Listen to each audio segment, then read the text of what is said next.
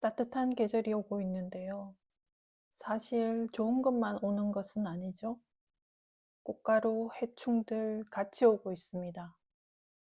아직 3월이라 꽃가루는 안 보이는데요. 안 보인다고 끝날 것 같지 않은 게 하나 있죠. 건물에 사람이 많아지면 같이 많아지는 게 있습니다. 신축엔 없을까 싶긴 한데 생기는 건 사실 시간 문제지 멸종하지 않는 한 같이 사는 거겠죠. 겨울이면 없어졌다가 따뜻해지면 어느샌가 우리 가까이 옵니다. 방역업체도 있지만 완전 박멸이 안 되는 이상 고정비로 나가야 하는 상황이 발생합니다. 건물에 식당이나 병원 업종이 있거나 하면 맡기는 게 나을 것 같은데요. 물론 세입자분들이 더 잘 하시겠지만요. 일반 사무실 건물에 그렇게 시작하기보다는 방법을 찾아봤습니다. 고시원 같은 업소에서 쓰는 방법이고 효과가 좋다고 해서 처음 사용해 봤는데요. 가격도 착합니다. 40평대에 몇천 원 정도입니다. 몇천 원에 바퀴, 모기, 개미, 벼룩 등 온갖 해충이 없어진다고 합니다. 이 영상을 보시고 각종 벌레에 골머리 싸매시던 분들에게 한 줄기 빛이 되었으면 합니다. 참고로 영상에 벌레는 안 나옵니다. 원래 나오기 전에 찍은 영상이고 효과가 어땠는지 조금 지나봐야 확실하게 알 수 있을 것 같아요. 관람하시면 결과 영상을 빨리 보실 수 있겠죠? 처음 공실이었을 땐 빈집의 단골인 거미나 공벌레 같은 것만 보였었는데요.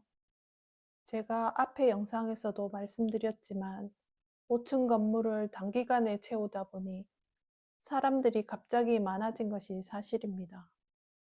두 개 층만 직영으로 운영을 하고 나머지는 일반 임대로 운영을 하는데요. 일반 임대로 단독 공간을 쓰시는 세입자님이 입주하시고 몇 달 후 저한테 벌레 안 잡아주냐고 황당한 전화를 하셨습니다. 제가 벌레도 잡아드려야 하는 건 아니라고 말씀은 드렸는데요. 그 전에 사무실을 찾아갔을 때가 떠오르더라고요. 직원분들이 식사하시고 남은 음식물을 화장실에다가 버려서 냄새가 난다고 같은 층에 있는 다른 호실 사용자분의 말씀을 들은 적이 있었어요. 보통 아시겠지만 군것질거리나 그런 것들이 책상이나 서랍 등에 많기도 합니다. 개봉된 채로 둔다면 같이 먹는다는 생각이 들어요. 부스러기 남은 채로 휴지통에 방치하면 너무 좋아하겠죠? 그렇다고 안 먹을 순 없으니 최대한 위생에 신경을 써달라고 말씀은 드렸는데 사실 걱정은 되었습니다. 그게 삽시간에 퍼지니까 다른 층, 다른 호실까지 영향이 갈 거라서 빠른 대책이 필요했습니다. 그래서 많이 아시는 캔 스프레이, 붙이는 약, 신기패 등 민간요법처럼 붕상 같은 걸로 제조하는 방법도 있는데요. 그런 것까지는 안 했지만 일반적인 방법들로 하다 보니 날이 추워져서 자연스레 없어진 것 같아요. 또 건물 주변 잡초도 제초제로 모두 제거했었습니다. 잡초가 많을수록 하루살이 같은 해충도 생기는 것 같았습니다. 식물의 생명력이란 바위도 뚫듯이 건물 사이도 비집고 나옵니다. 해충이 아니더라도 새싹일 때 반드시 제거하셔야 해요. 금방 자라서 저희 건물 측면 CCTV를 가려서 알게 된 적이 있었습니다. 이렇게 말씀드리면 어디 시골인가 하실 수 있는데 도심 한복판입니다. 건물 뒤쪽이 작은 주택들이 있는 준주거 지역이고 대지에 100% 건물을 짓지 못하다 보니 건물 사이로 빈 공간들이 있는데 거기에 나무가 자라기도 합니다. 이제 점점 날씨가 풀릴 텐데 그 전에 하던 방법 외에 다른 게 없을까 하던 중 우연히 고시원에서 방 하나 빌 때마다 쓴다고 하셔서 그럼 전체적으로 사용해 봐도 되겠다는 생각이 들었어요. 물론 한 번으로 안 되고 주기적으로 먹이약 같은 것과 병행해서 써줘야 한다고 합니다. 한 번 뿌리고 죽는 애들도 있지만 그 당시 성체 상태가 아니면 껍질이 보호막 역할을 해서 약물이 침투가 안 된다고 해요. 그래서 한 달 후 알에서 나와서 약물 효과가 나타날 상태가 되었을 때 다시 해줘야 한다고 합니다. 주로 하수구나 싱크대 같은 물이 있는 것을 좋아한다고 하니 그런 곳에 특히 신경을 많이 써야 하고요. 아파트 방역할 때 보면 주로 배수구 쪽에 약물 넣고 가시잖아요. 그런 이유인 것 같아요. 배수구에 물 내려갈 때만 열리는 그런 캡을 끼워 놓으면 효과가 있다고 하니 참고하세요. 하수구라고 하면 참 할 말이 많은데 그것도 차차 풀어갈게요.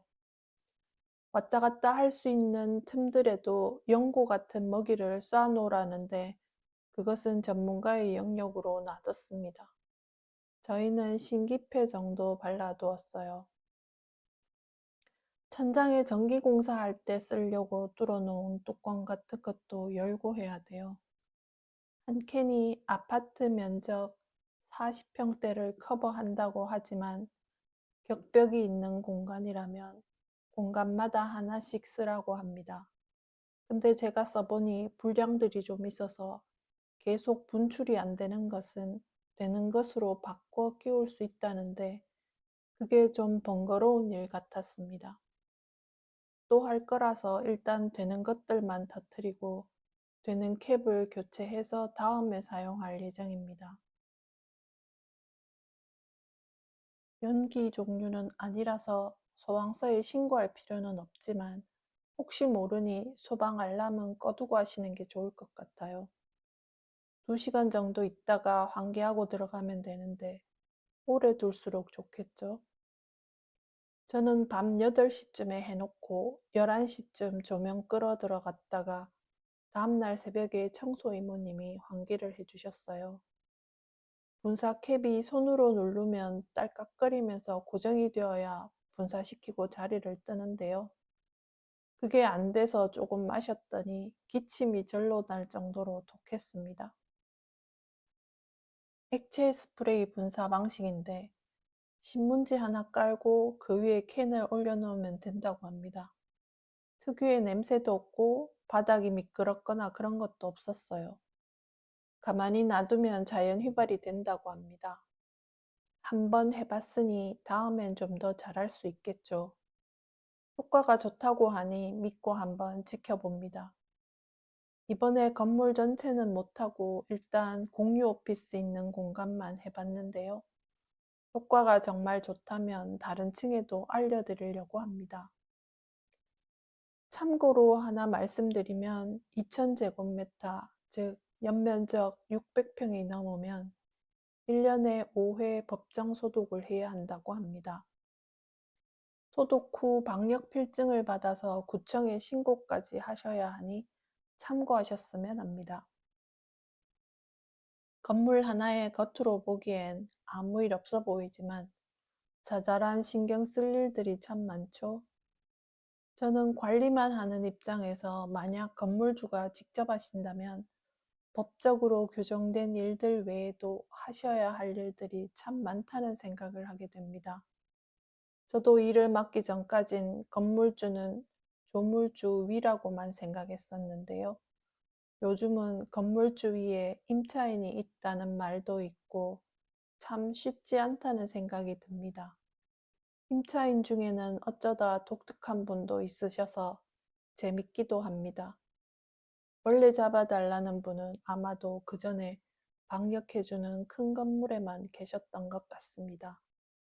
저희도 벌레가 많은 철엔 더 자주 해야겠다는 계획을 갖고 있습니다. 불량캡으로 처음이라 좀 힘들었지만 두 번째는 오래 한 사람처럼 잘할 수 있어야겠죠. 오늘 영상도 시청해 주셔서 너무 감사드립니다. 좋아요가 좋습니다.